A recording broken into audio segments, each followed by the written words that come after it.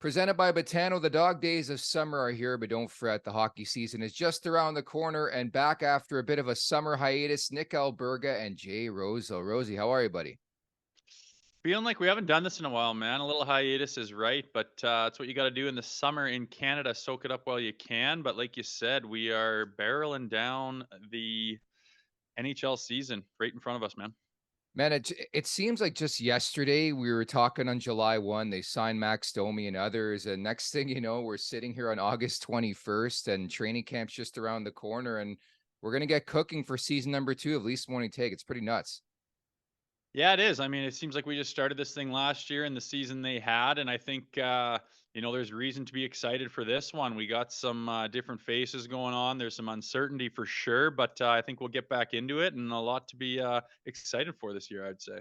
First and foremost, the people want to hear what you've been up to roughly the last 6 weeks. I know we've done some intermittent videos here and there, but we did take about 2-3 weeks off here. So what have you been up to this summer?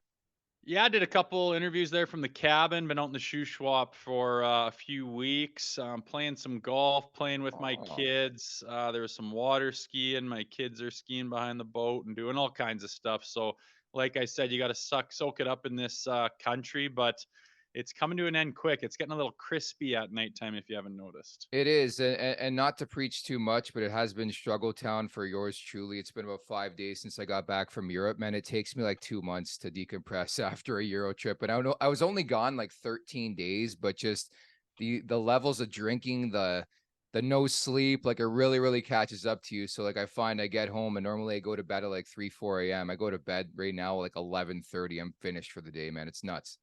It seemed like you were gone for like a month, to be honest with you. You just didn't come back, but you were giving her, and obviously a good experience, I imagine. The Leafs are going to go there this year, are they not?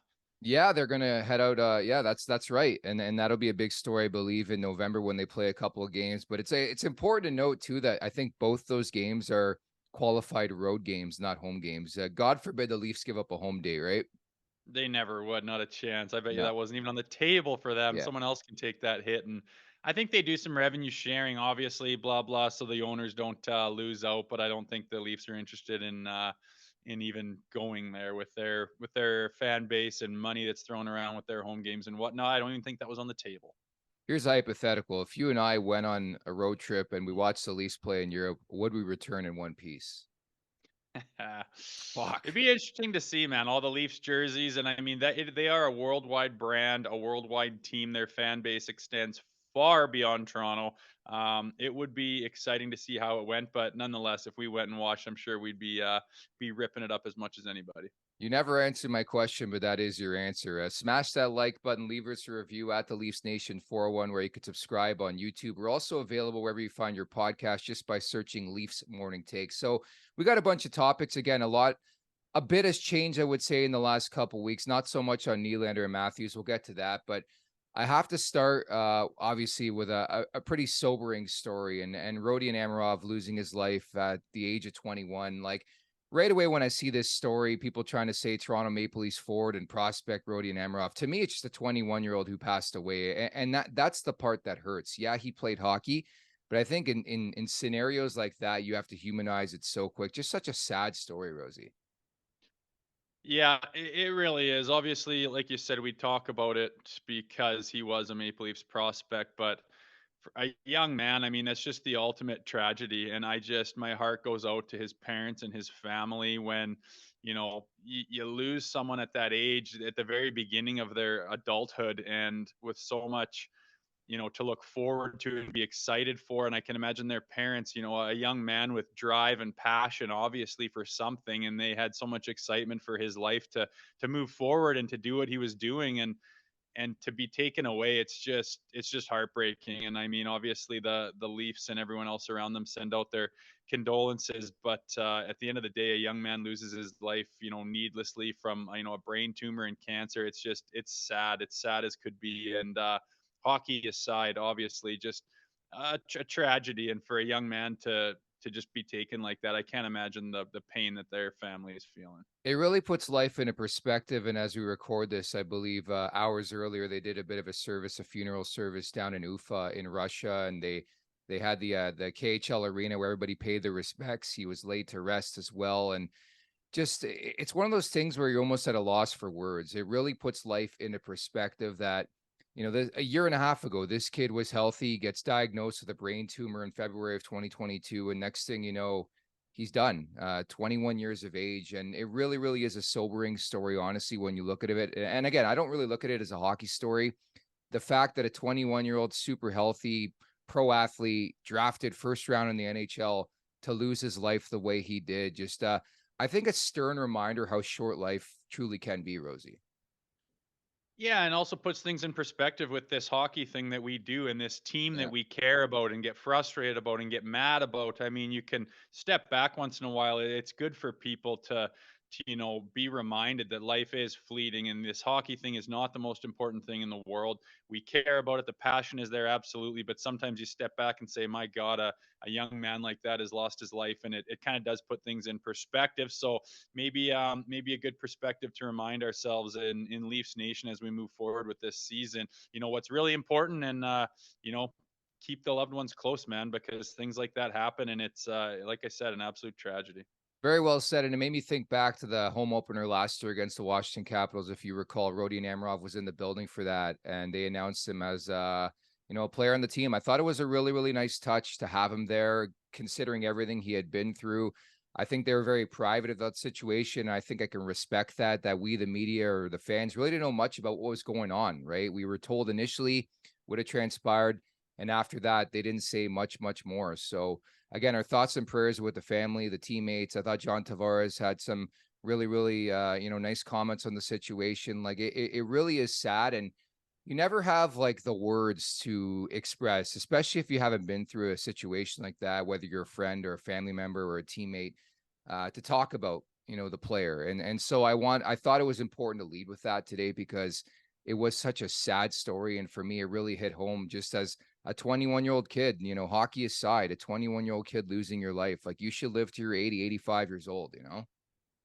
Yeah, and in my line of work with firefighting, I Yeah. see death all the time, and I don't get rattled by very much, and things happen. But when I think about being a father and losing one of my sons, I can't even go there just to think about it or to exercise that possibility. I won't do it. I can't do it, and for that reason, to have that kid, like I said, with the passion and life ahead of him, and I mean, their parents, I'm sure, were more excited about his life's future than their own, Yeah. and to have that taken away, my heart just goes out to his parents. It's all I can pretty much say, and it's a tough transition. I'll try my best here, but I wanted to lead off with that story because I thought it was the most important here as we recap what's transpired the last month or so here in Leafs Nation. But the Leafs, Rosie, have themselves a third string netminder, Martin Jones, a 1 year deal, 875K, played last season with Seattle. I know this sternly because I watch Kraken games and I had him in fantasy hockey. He wasn't great. The numbers look fantastic, 27, 13, and 3, maybe speaks to how good that Kraken team was, but a 2.95, an 887, 3 shutouts. But obviously the plan is for Jones to somehow find his way to the AHL. And I say somehow, I just don't think he's going to make it through waivers. So to me, it's a paper transaction. I just don't know how he makes it through waivers, assuming that it's going to be Samsonov and Wall to start the year. Yeah, we'll see. I guess. I mean, to pick a guy up on waivers, it doesn't happen all the time. Goalies are different. Mm-hmm. They're more sought after, and it just depends what team and what time of year they do it. I know they time waivers at a certain time when there's just a load of guys going down after Yeah. training camp, and people are still trying to figure out what they're doing. Maybe someone does it. They do it earlier than most, so that people are still trying to figure out what they need, and he slips through the cracks. Again, we'll see what happens. He's probably gonna have to go through reentry waivers as well to come back up, which is a half price thing. If it's still the way it used to be, should brush up on that. But at the end of the day, they want a goalie with some experience. They want somebody who's got some games behind him.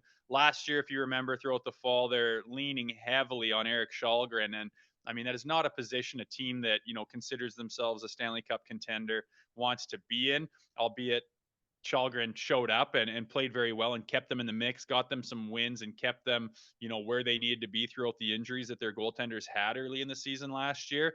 But ultimately, you don't want to put yourself in the position where you're leaning on a young kid with no experience to keep you in there when you're trying to win a division and put yourself in position. I mean, November, December, that can shoot a team in the foot, and you can be, behind the eight ball and just swimming upstream trying to get yourself back in position after that. So I think they're just trying to prevent themselves from being in that position again.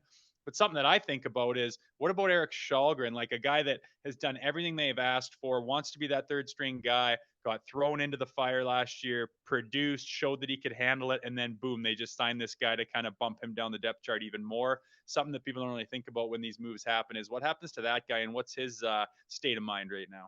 Yeah, and you gotta think of it from Shalgren's department too, like what he wants for his career. But I think without question, you want to find a way to formulate depth when it comes to the crease, right? And that's what they're thinking here. We talked about this a month ago with Brian Elliott, right? Like it went without saying they need to add at least one more guy.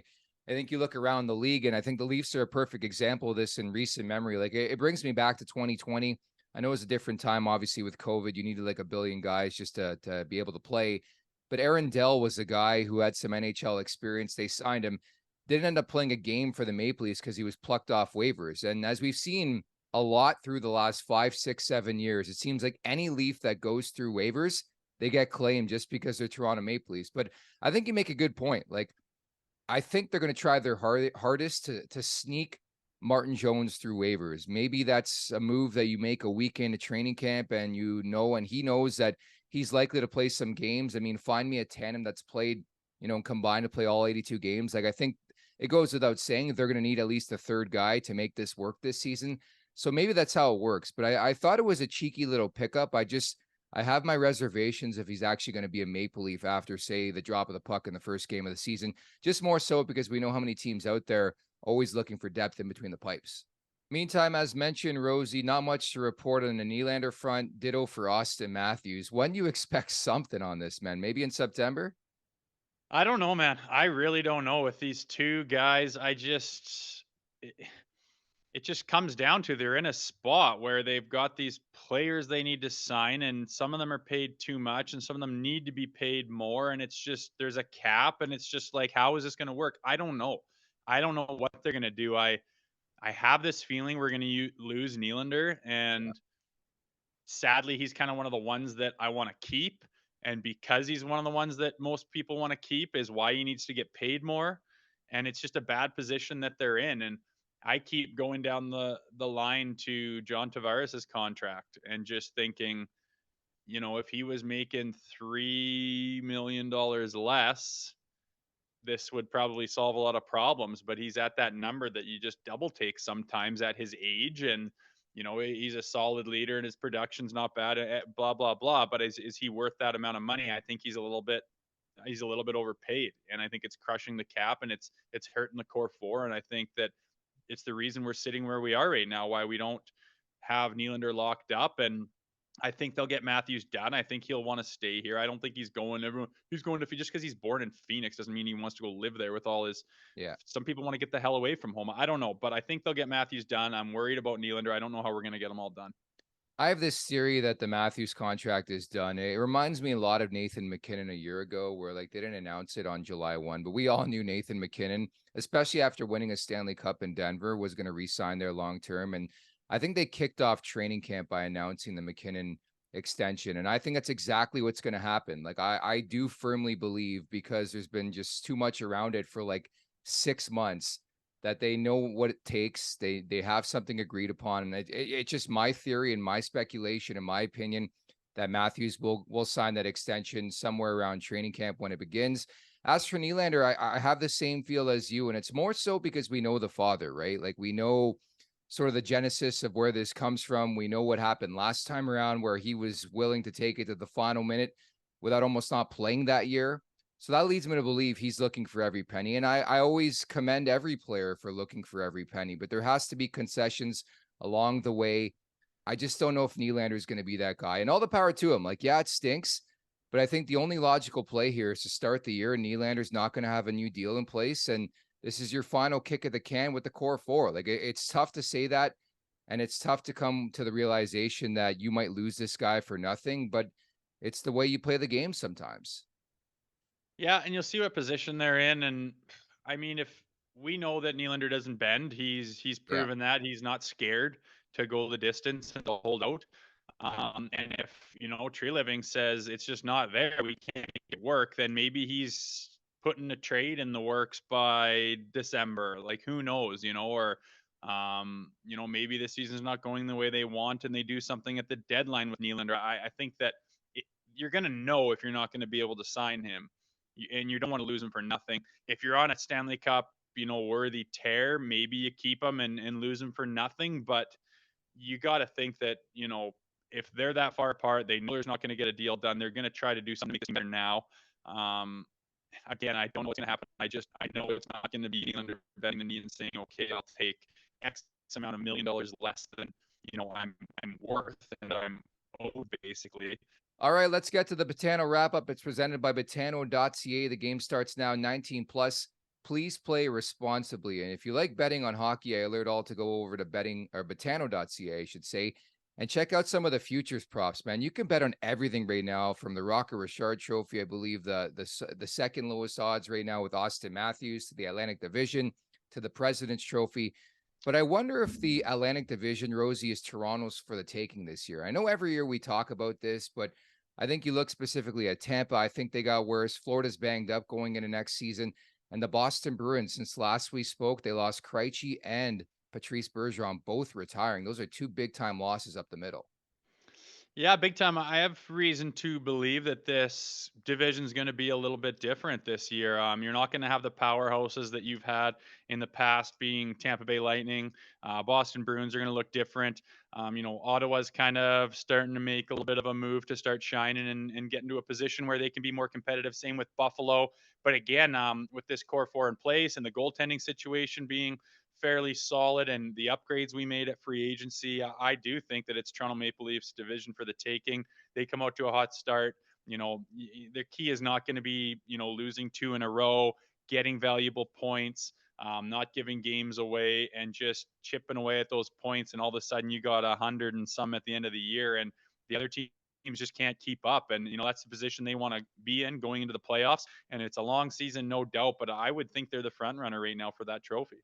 The Leafs have one division title in the past 23 years, and it was the 2020 North Division. So those statistics speak for themselves. Having said that, I think the biggest key for this team is the start. If you do recall, last October, I was pulling my hair out, wondering why they're losing to Arizona and Anaheim and all the worst teams in the NHL. If they can have a good October, I think it's there. I think they win this division because I think it's wide open this year more than other years. The start's everything. And we know this team has a tendency to start really, really slow, especially in this era with Matthews and Marner and Nylander and Tavares. It makes absolutely no sense because they get cooking big time in the month of November. But if they can have a hot start, I think they can get the job done here. So I actually like the value with this bet.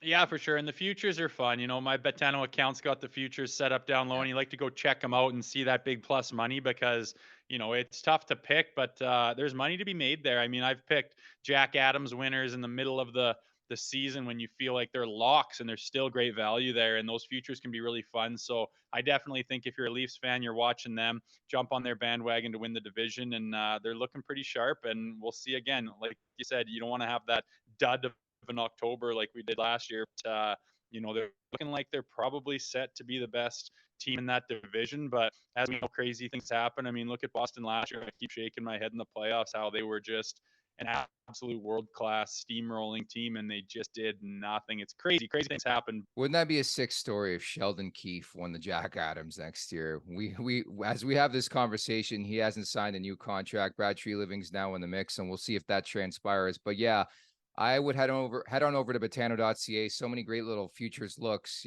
from Rocket Richard again, Atlantic Division, the President's Trophy, every major award you can bet on right now. And maybe the Selke's wide open for a guy like Mitch Marner. I know there's guys like Nico Hischier involved in that conversation now with Patrice Bergeron out of the mix, retired. So it could be a big year hardware-wise for the Toronto Maple Leafs. So Rosie, we'll leave it at that. Last but not least, what do you make of my clean-shaven face? I won't lie. I was trying to trim things up, and any person who's shaved in their day, I went too far. I messed things up, and I'm like, I got to go the whole grain. So clean-shaven for the first time in like a decade. It feels weird.